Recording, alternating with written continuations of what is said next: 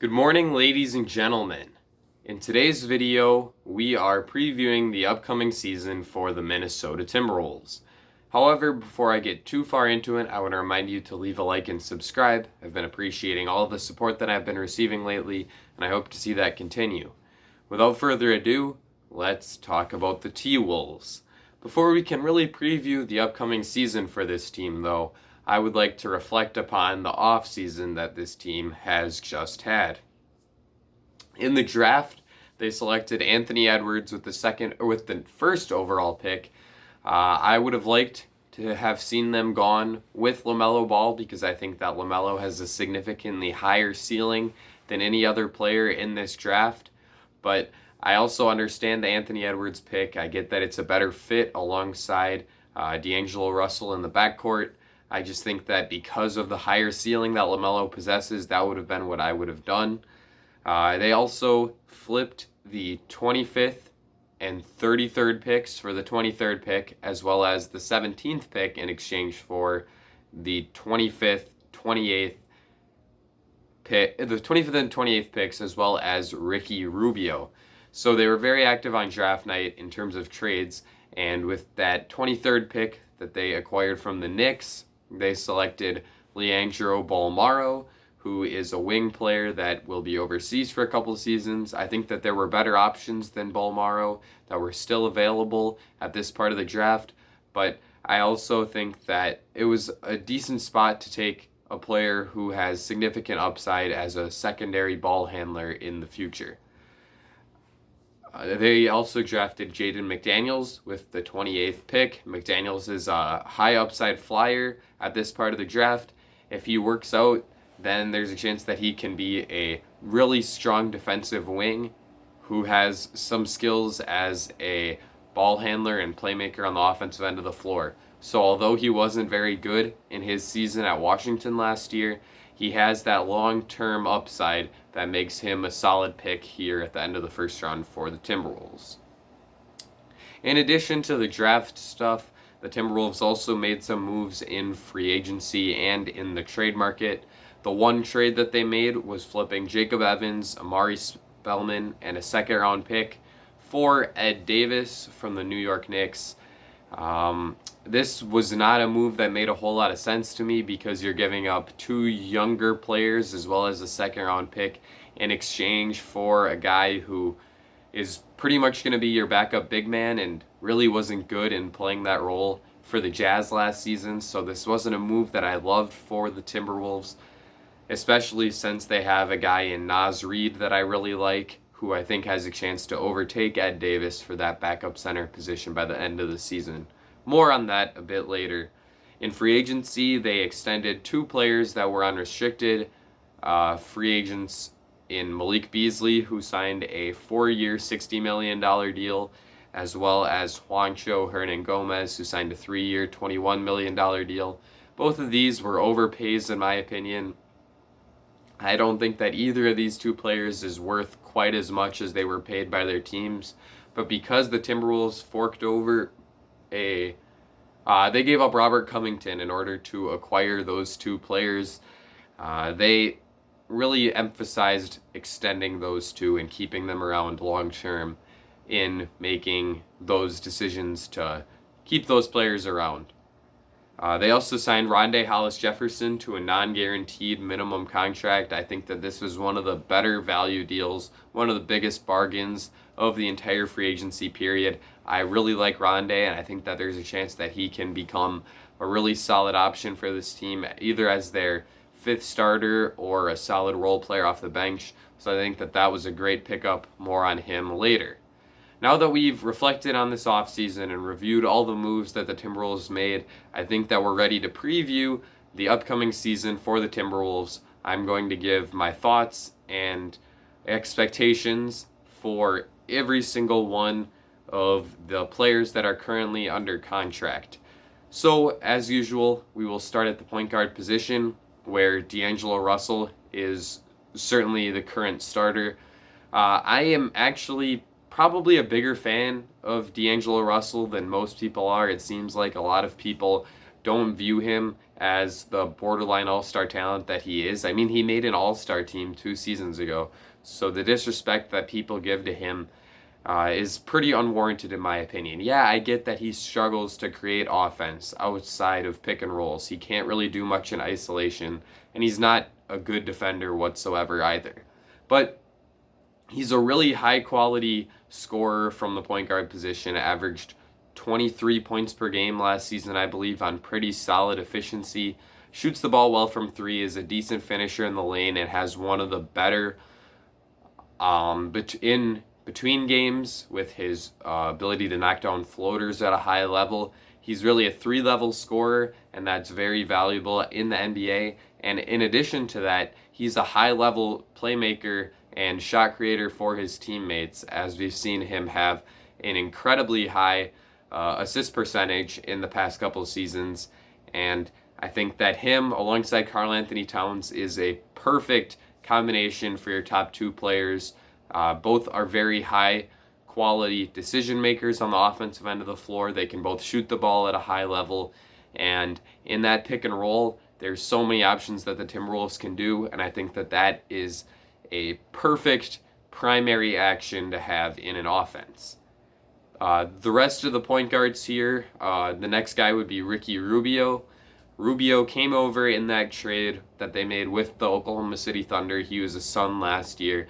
And with the Phoenix Suns, Rubio really played his role at a high level. We saw the Suns take a huge jump. Well, yeah, you could say it was a huge jump. They finished as the 10th seed in the Western Conference last season after being one of the worst teams in the entire NBA the year before that. And really, they didn't do all that much to improve aside from like drafting Cameron Johnson and signing Ricky Rubio and Aaron Baines. So I think that Rubio did a great job of establishing himself as a floor general for that team. He was the best point guard that Devin Booker had ever played alongside. And I think that he's also going to do a terrific job either of playing alongside D'Angelo Russell or playing off the ball with Russell. I get that people don't exactly love the idea of Ricky Rubio starting because he's earned a reputation as a bad shooter, but really he's pretty average from the three-point line. The past two of the past 3 seasons, he shot the ball within a 10th of percentage of league average from the three-point line. So he's essentially a league average three-point shooter. He's pretty solid off of catch and shoot opportunities, which is really what he would be getting when he's playing alongside guys like D'Angelo Russell and Karl Anthony Towns, who are creating loads of open shots for him. And he also has an ability to attack closeouts at a high level and create secondary opportunities for his teammates. So I really think that that was a good move for the Timberwolves. I think that they extracted so much value out of that 17th pick. Quite honestly, I think that Ricky Rubio is worth a late first round pick, by himself, and they were also able to get 2 additional first round picks out of that deal. I think that that was an absolute steal for the Timberwolves, and I think that Rubio has a chance to be a very high quality role player for this team for the next couple of seasons. Moving on to the wing positions. Well, actually no, I will talk about Jordan McLaughlin quick. He's not under contract, but he's a restricted free agent, so I have a hard time seeing him being on any team other than the Timberwolves heading into next season. McLaughlin is a high-level role player, similar to Ricky Rubio, although he's not quite as strong on the defensive end of the floor as Rubio is. But McLaughlin is a good decision maker, a good playmaker in the half court. He really is great at the intangible pieces of basketball, a very fundamental, mentally intelligent, makes good decisions player, and I think that he would have been a solid option as a backup point guard. It's a bit of a shame that we won't see him get those backup point guard minutes because of the Rubio addition, but I think that there's a chance that he could play alongside either Russell or Rubio in bench minutes, and he would be a really high quality option as a third point guard. So I think that if the Timberwolves can bring him back on a cheap long-term deal, that could be a magnificent signing for the team. I'm a fan of Jordan McLaughlin, and I really liked what we saw from him in last year's season. So we'll see if the Timberwolves are able to keep him around moving forward. Now we can move on to the wing position. I think the first guy to talk about here is certainly Anthony Edwards, like I talked about before, the Karl Anthony Towns D'Angelo Russell pick and roll is going to be the key element of this Timberwolves offense. However, because of Russell's struggles in isolation, he can't really create shots for himself at all that high of a level. They needed to add another option on the offensive end of the floor that in the playoffs can go out and get a bucket all on his own. And Anthony Edwards theoretically can do that at a high level. He wasn't able to do that at Georgia during his freshman season because he showed a penchant for settling for long jump shots, didn't utilize his athleticism and strength to get to the rim as much as you would have liked to see him do. But if he can get it ingrained in his head that his role in the NBA is not only to be a jump shooter, he also needs to get to the basket, I think that he has a chance to be a really high caliber 3-level scorer in the NBA.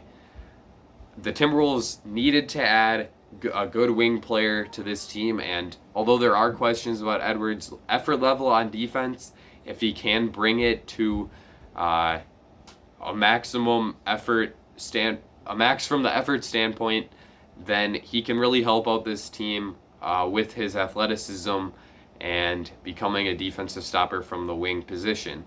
Like I said, I didn't love the pick just because I don't think that this was in a team that was in a position to pick for need. They should have just gone with the best player available, and in my opinion, that was LaMelo Ball.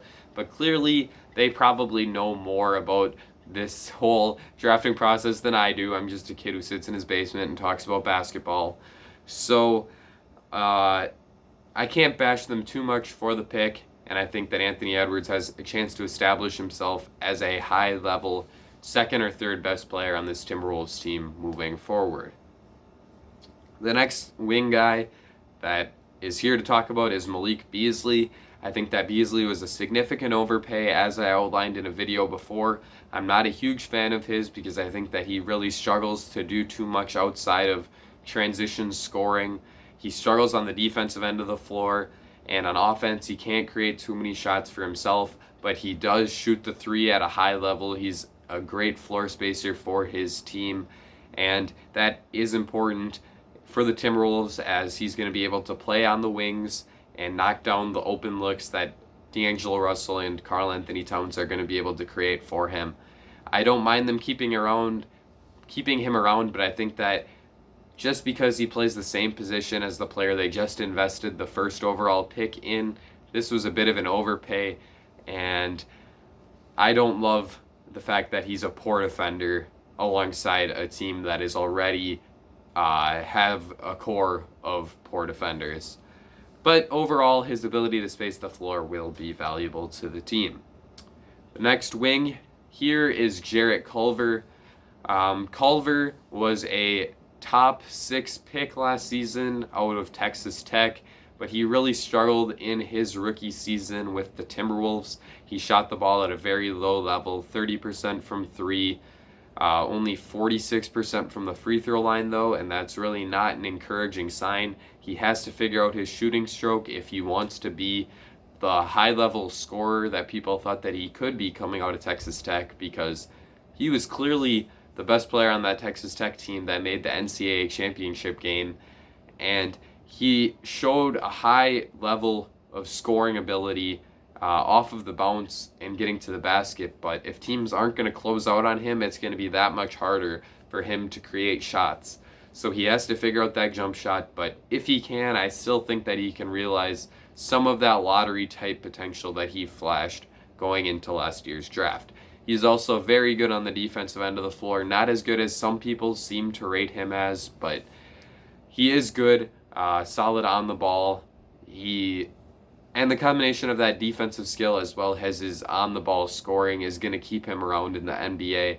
I just don't know if he's going to ever end up turning out the way the Timberwolves wanted him to when they took him so high in the draft last offseason.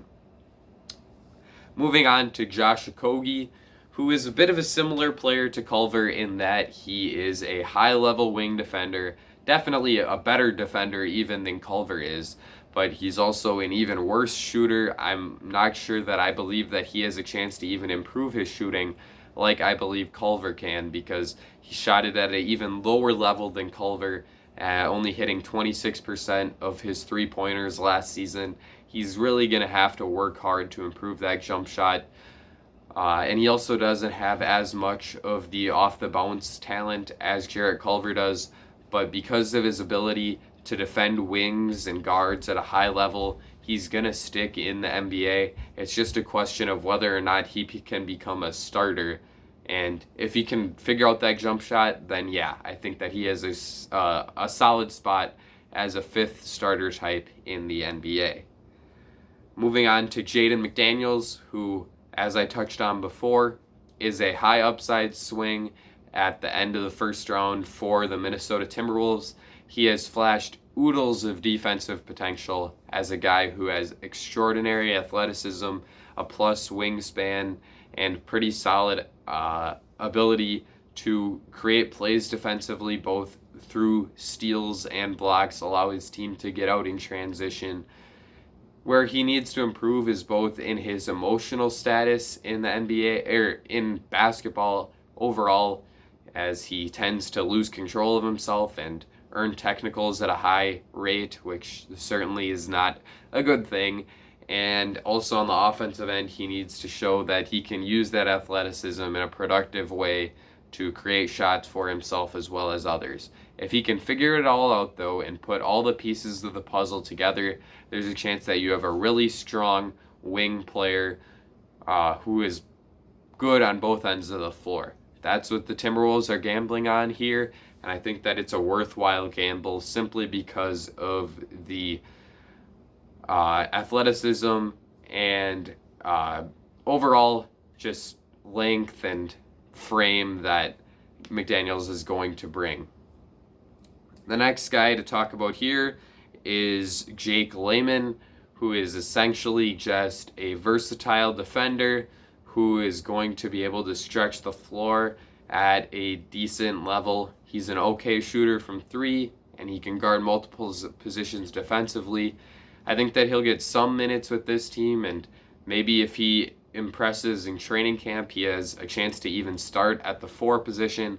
I think that they have better alternatives, however, and if I were the Timberwolves, I would go in another direction.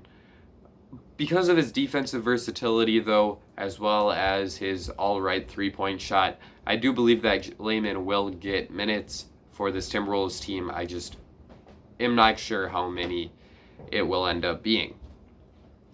Rondae Hollis Jefferson is one of my favorite free agent signings of the offseason, as I said before. He's a high-level defensive player, does a great job on the ball and in defensive rotations.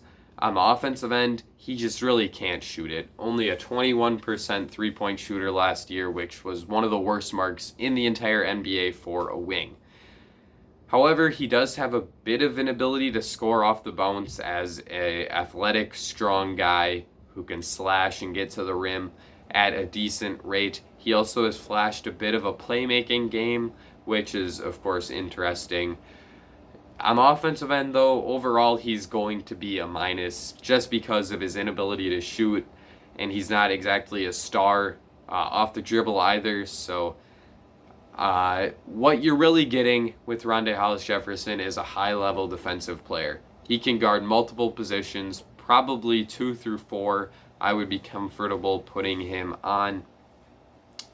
He's also a really good rebounder, 4 of 4. He's only 6'6", which would indicate that he could struggle in that area, but he's a high competitor, works hard, gets good position inside, and that allows him to be a pretty plus rebounder despite his smaller height. Moving on to the big men now. It has to start with Karl Anthony Towns. Towns, I believe, has gotten a lot of flack recently. People are saying, hey, why haven't the Timberwolves been more competitive in his time? But I truly believe in Karl Anthony Towns as, in my opinion, a top 3 center in the NBA. I would put him over Bam Adebayo, over Rudy Gobert, just because of his offensive talents.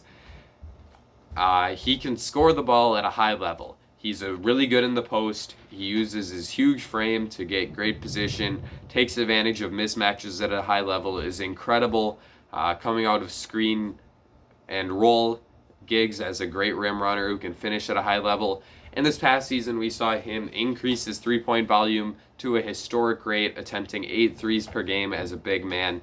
He's incredible offensively, and I actually think that he's gotten ripped on a little too much defensively. He's a pretty good rim protector. He can't guard too much on the perimeter, and at times his effort wanes.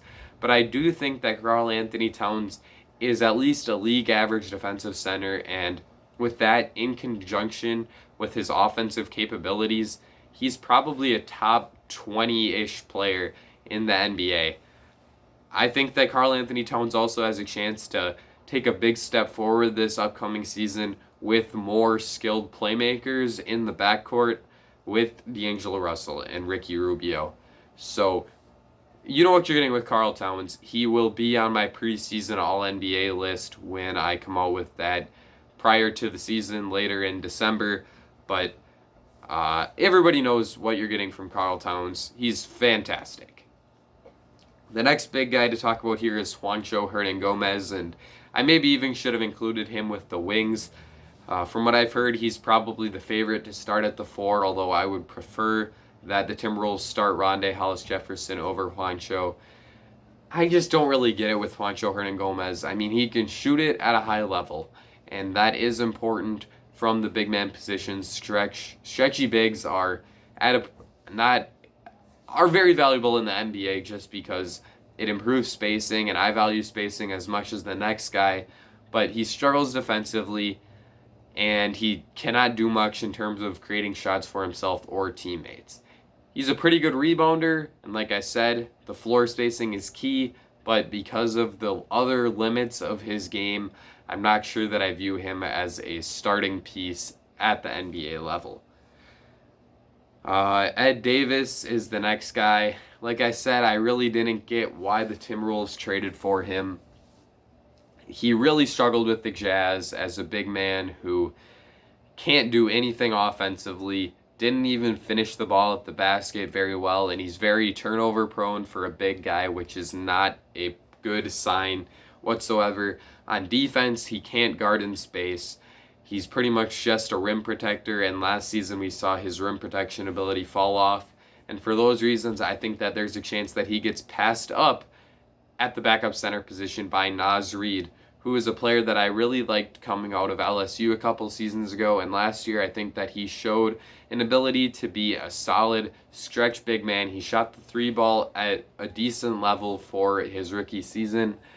On defense, he's not terrific, but he's a good athlete. I think that he's going to be able to guard on the perimeter at some point in his career, and at the very least, he has a chance to be an okay rim protector. But on the offensive end, because of that floor spacing ability as well as being a pretty good screen setter, I like Nas Reid quite a bit, and I hope to see him earn some rotation minutes with the Timberwolves next season. The last couple guys to talk about here actually are guys that were on two-ways, I believe, last year that I'm pretty sure have been elevated to guaranteed contract status for this upcoming year, and that's Jalen Noel and Jarrett Vanderbilt. Noel is a sharp-shooting wing who I've heard comparisons to CJ McCollum for him as a player who can really shoot the ball at a high level, space the floor out for his team, and create shots for himself in the mid-range. On defense, he's not terrific, and he's not a good enough athlete to slash and get to the rim well, but I do think that he's a player worthy of receiving a shot in the NBA, and I hope that he can sneak into the Timberwolves rotation as a backup 2 or 3. Finally, Jarrett Vanderbilt is not really a player I've seen too much of, so I won't talk about him too much, but it sounds like a lot of people around the NBA really like him. The Timberwolves really like him, so perhaps it can work out with him as a long-term piece for this rebuilding Timberwolves team. Overall, as I'm sure you noticed, I have a lot of strong opinions about the Timberwolves. Players like D'Angelo Russell, Karl-Anthony Towns, and Ricky Rubio, in my opinion, are a bit underrated by people in circles league-wide. However, guys like Malik Beasley, Joshua Kogi, and Juancho Hernangomez have gotten a bit overrated. But overall, the players that I listed as being underrated for this team are mostly just the best players on this team. Clearly Towns is the best player. Russell's the second best player, and I think you could make a really strong debate that Ricky Rubio is their third best player, even if he may be coming off the bench. And for those reasons, I think that this team has a chance to be quite a bit better than most people do. I think in a regular season, they could win somewhere between 34 and 38 games. So in this abridged season, something more like a 30 to 35 win season would make sense to me. So if I were to make a win total prediction for the Timberwolves, that's what it would be. I also think that there is a decent chance that we can see Karl Anthony Towns have a career season where he sets career highs for scoring, assisting, rebounding, and hopefully his three-point shooting volume continues to increase because he just becomes that more lethal of an offensive big man when he's shooting the ball at a high level.